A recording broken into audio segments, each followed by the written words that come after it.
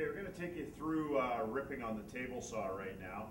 A lot of times when you come to the table saw, it's not set up properly.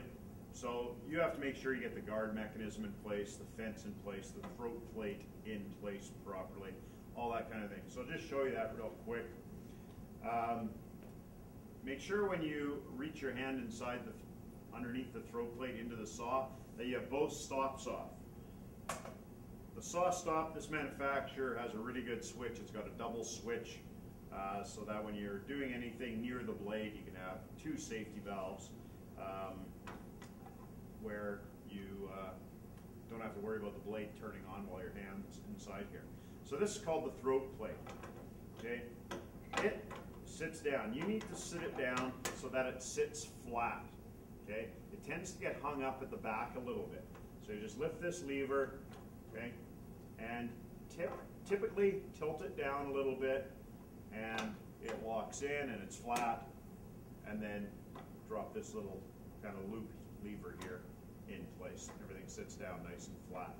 You don't want to just take it, put it like that, and then you have about 3 or 4 mils above the table.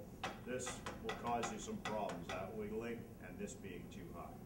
So take it out, we'll just pull that out, put it off to the side. Next, inside here, okay, we've got both stops off, yes. There's a little gate that's on a magnetic switch, so we just open that up so we have a little easier access. Then there's a little gray lever in here. If you lift up on that gray lever, you'll see kind of a mouth open up. That mouth is going to accept this tongue of the guard. So this is the anti-kickback right here. We want to hook that in place just while we're installing it. Take this tongue, it has index pins. It'll sit in there properly once it's sitting in there. Close the lever down, okay, it holds onto it. Close the gate. The gate helps to direct the sawdust into the dust chute. Take your throat plate, put it in place, make sure it's flat and sitting in the right spot. This is called the riving knife. This is our guard, obviously. And then on this side, make sure you put your anti-kickback pawl down. Okay?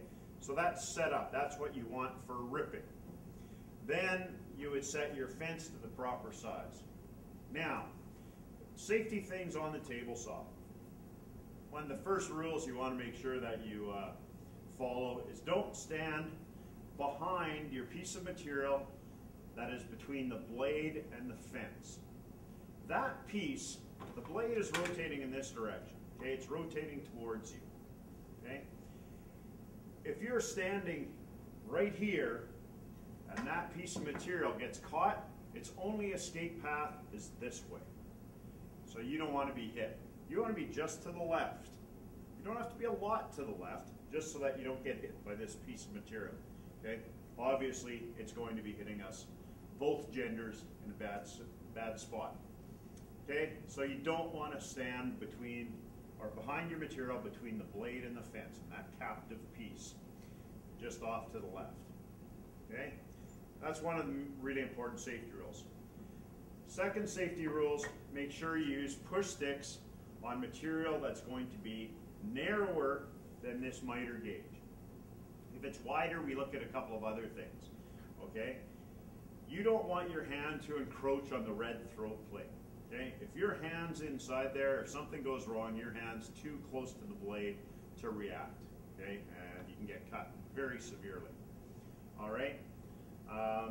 Even though with this saw stop, it's got some unique technology, but there are bypasses and things go wrong with technology, so we don't want to rely on the saw stop brake to keep our fingers attached. Okay, so I'm going to show you how to use a table saw safely, whether it's a saw stop or any other saw, okay, any other manufacturer's saw.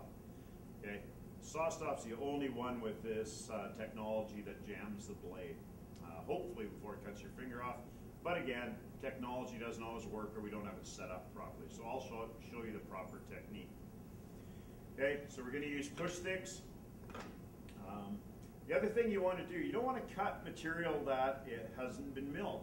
You want the material to be perfectly flat, parallel edges, that kind of thing. Okay, So I brought this over just as an example. This piece of material you could not cut on the table saw right now. It doesn't sit flat, as you can see. It doesn't sit flat, it rocks. Okay? It doesn't have a straight edge to go against the rip fence. This will not cut curves. Okay? It only is made for cutting parallel edges, nice straight edges. Okay? So if you were cutting with this and that happened, this piece is going to kick back, and it's come back and hopefully not hit you, but you know, you never know what's going to happen with kickback. It's unpredictable. So you want to make sure your material has been thickness planed and jointed so it sits perfectly flat and that it has one straight edge. Okay, so this piece has been milled except for one edge, and that's flat. No wobble to it. Okay, we've got a nice perfectly straight edge that we've done on the jointer, and that perfectly straight edge is going to go against your fence. Okay, so next thing we want to do here is we want to adjust the blade height. Typically my rule of thumb is to have the gullet, which is this groove in the blade right in here. Okay, you want that about 3 millimeters above your material. Okay, so loosen off the lock nut so we don't ruin the saw, and we want to raise that up so that we have about 3 millimeters right here from the bottom of that gullet to the top of our material. Then we tighten the lock nut back up. Now this piece, we're going to cut it to 3 inches. So blade set, guards down, anti-kickback pawl is down. We're going to set this to 3 inches. Right there. Make sure you have safety glasses on, you guys. This isn't by design, but it's kind of nice the way the push sticks, you can set them in place and they stand right there for you. So get your push sticks set up so it's ready, and it's going to be quick and easy for you to grab when you need to. Now, hand positioning is crucial. Your left hand is going to go kind of, your back of your fingers are going to go down onto the table, and they are going to help to keep your material pushed tight against the fence. Your thumb, okay, your thumb on your left hand is going to hold the material down, okay, because we want to keep it down firmly to the table so it doesn't flip up and hit us. Okay, your left hand's going to be stationary. You've got to use enough pressure that your material still slides through, but you don't want your hand migrating up with your wood, or else it gets too close to the blade. And if it's beside the blade, it's putting pressure on the blade, which we don't want to do. We want to put pressure onto the fence. Okay, so left hand's going to stay there. Right hand is going to start on this one. We don't want to start with the push stick in place because it's just going to be it's going to tilt too easily, which we don't want. So what's going to happen with this longer piece, we're going to be pushing, pushing, pushing. It's going to get to the point where the end of this wood, the back end of this wood, is near the fence. We're going to squeeze hard with our left hand, reach over, grab the push stick, okay, and get everything continuing on. And we do that without shutting the tool off or letting go of the material. You can never let go of this material once it starts cutting, okay? Because if you let go of it, it's going to go this way. It's called kickback, and again, it can inflict lots of pain. So we want to avoid that. So let's just show you a cut here. So we have to turn it on. Again, I had it shut off with both switches. So I turn the yellow switch on first. You're going to get a red and green flashing light. Once you get a solid green only, then the saw is ready to go. Then the big red paddle, pull it out at the bottom. There we go. All right, so left hand in place. Your fingers are basically upside down. Okay, the back of your fingers are down on the table, and your thumb is on top of the material. You're going to start pushing with your right hand. I'll stand off to the side a little bit just so you can see easier. Okay, left hand is stationary. Right hand is moving with the wood. Once you get to this point right here, Okay, now you want to grab the push stick. So squeeze firm with your left hand so that piece of material doesn't go flying out of here. Grab the push stick. Put your push stick roughly in between the fence and the blade. About halfway in between. Continue cutting. Now, if you look at my left hand, you can see it's still in the same place, but it's not touching the wood. Take it over here, it helps it balance and gets it out of the way. Again, I'm still standing off to the left of the blade. You want to push through until the back of the material gets past this knuckle. Okay, this knuckle on the guard. Then you know for sure that your piece of material is not touching the blade any longer. Okay? I don't want you to push this all the way down, or else then you're overreaching and you're putting your body over the blade, which you don't want. So in this case, I'm past the end of the blade. Take the push stick off, wait for things to stop before you reach in there. Then just come over here, pull your piece of scrap out, throw it in the garbage, take this piece straight out, and then you have perfectly parallel edges. Okay, so that's ripping of this particular piece.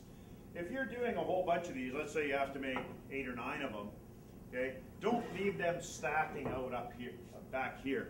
This is called the outfeed table. Always clear your outfeed table. Take that piece, put it over there, then grab your next piece, cut it, it ends up over here, pull it out, get it out of the way, go cut your next piece, and so on.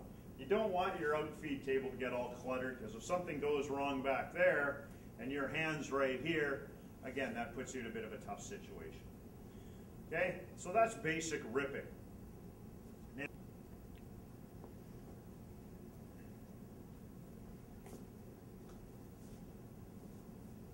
Okay, I'm now going to show you how to rip a full sheet of material, and this method will be used whether it's a full sheet or a smaller sheet. Typically what I do, I'll get my blade height set, which is set already. Remember that gullet should be about 3 millimeters above the thickness of your material. Okay, I set my fence to 40 centimeters, which I need to cut this piece of material for later use anyhow. So I get set up, make sure my outfeed table and everything's clean, I have no obstructions. I turn the saw on. Okay. Then, what I'm going to show you is how to do it on your own. Okay. But you may need help getting a full sheet in place. Okay. So utilize a friend to help you get the piece in place, but cut it on your own. I don't have a helper here, but there's one time where you may need somebody to give you a hand. Okay. But it's not for too much near the saw. They don't pull the piece out or anything like that for you. All they do is give you a little side pressure to keep your sheet of material tight against the fence. But I'll show you how to do it on your own. So here we go.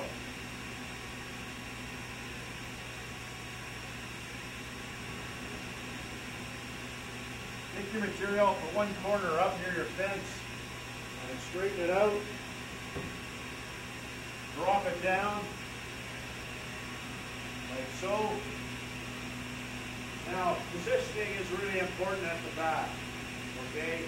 So it's a heavy sheet, but half of it is supported by the saw, so it's not too bad. What you're going to need to do is really keep your eye on the fence.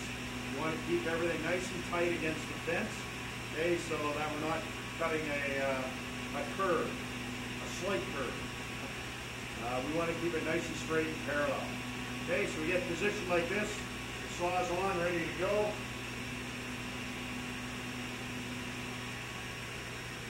Pick your piece of material up, get it level. You want it nice and tight up at the saw. Left hand goes on the left side of the piece of material, and it's pushing and helping to direct so that you keep your material tight against your fence. So we're going to take it, we're going to start feeding it in. And watch the fence. Don't watch the blade. The blade's going to cut. You want to watch the fence.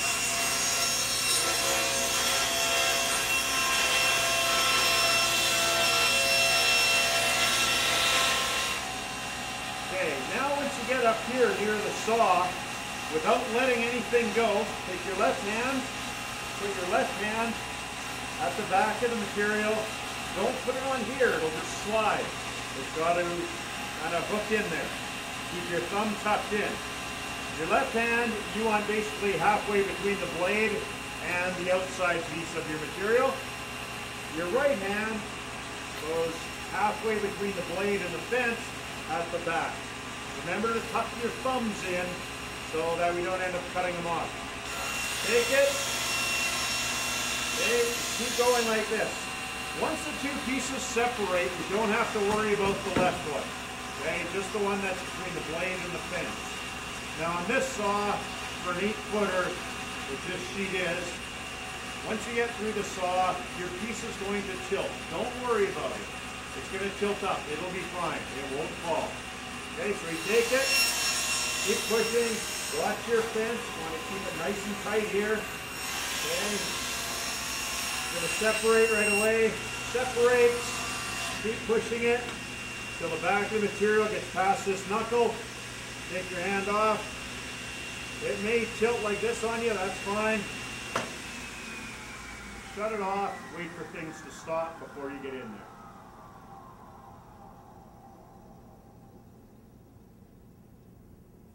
Okay, so we'll take this piece. We'll slide it back. Okay. And then we can push this piece all the way through.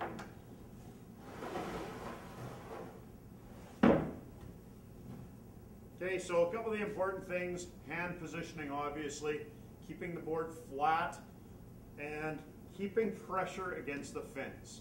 Okay, you don't want to watch the blade. The blade's going to cut whether you watch it or not.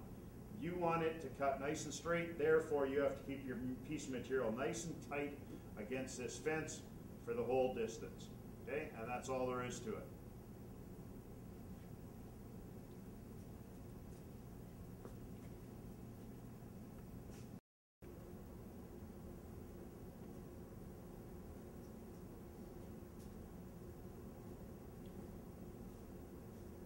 All right, just going to show you another way to cross-cut using the table saw.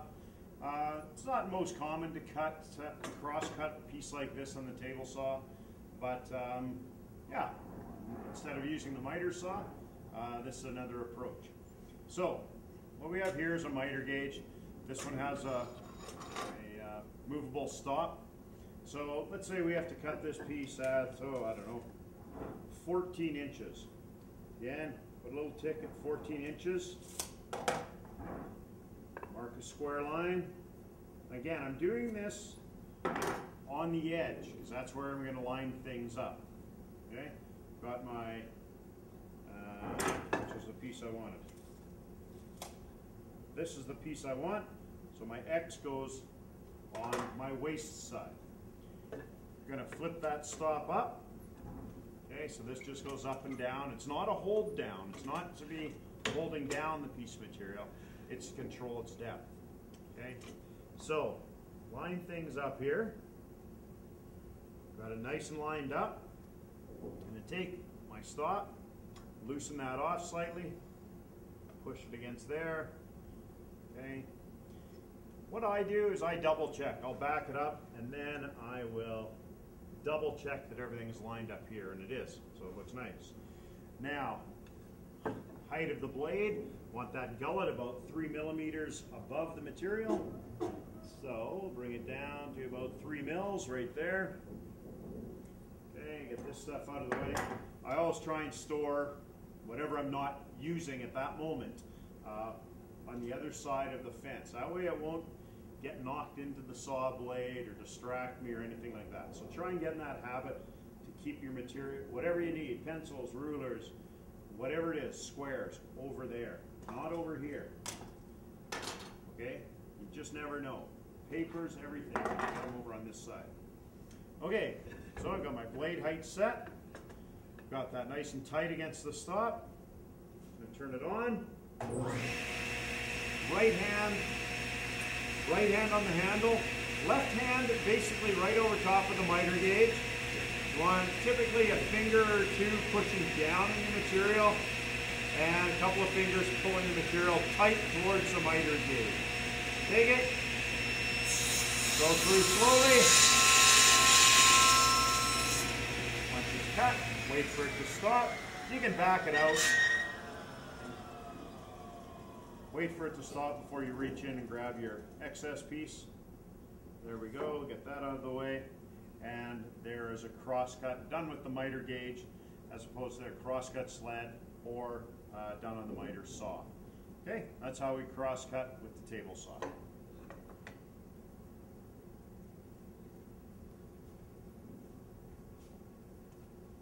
Okay, we're now going to show you how to cross-cut panels. Typically it's plywood, sometimes it's larger laminated pieces that are too big for the miter saws. So this accessory here is called a cross-cut sled.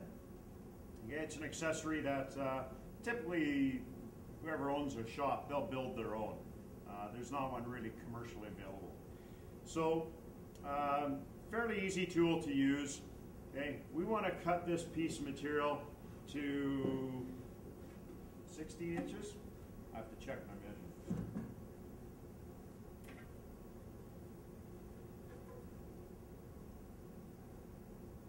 Yes, we're going to cut this to about 16 inches. So one really good thing to do is on this one there's no measuring tape or anything like that. So measure on the lead edge, the edge that's going to be closest to the blade when we start. Okay? So I'm going to mark that at my 16 inches. I'm going to put my little X beside it. That's the waist side. I don't care how long this piece is. I care how long this piece is.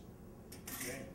So I might actually even do that with a square, make it nice and straight. Okay? Because if we start making mistakes this early in the project, then we run into problems all the way along. So I've marked it on the edge. Okay, you might not be able to see that, but it's on the edge, not on the surface. Okay, and that'll be a lot easier to line it up. So, again, first thing I want to do here, I want to set the blade height. So I slide my material in here. Okay, come down here. Again, I want the gullets, the top gullet about 3 millimeters above my material, so right about there. Then I want to make sure that this is nice and clean. There's no sawdust up against the fence here. I'm going to take this piece, put it tight against the fence, pull the whole piece back. Then I'm going to slide this, keeping it tight against the fence all the time, until my line is lined up and my blade is on the waist side. I'm going to pull it back just a little bit more. I don't want to start the saw with the blade touching the material. Okay, it'll tend to kick back. Okay, on this tool, we don't want to push it all the way through. We just want to go until the blade cuts through our material, and then we stop pushing the crosscut sled. Okay, so we'll fire it up. Right hand's going to go here, right where it says right hand. It's pretty easy. Left hand is going to go up here. So the right hand, its job is just to push forward.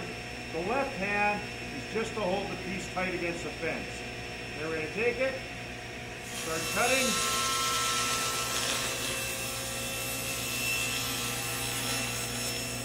And once it gets through the material, shut it off and wait for it to stop.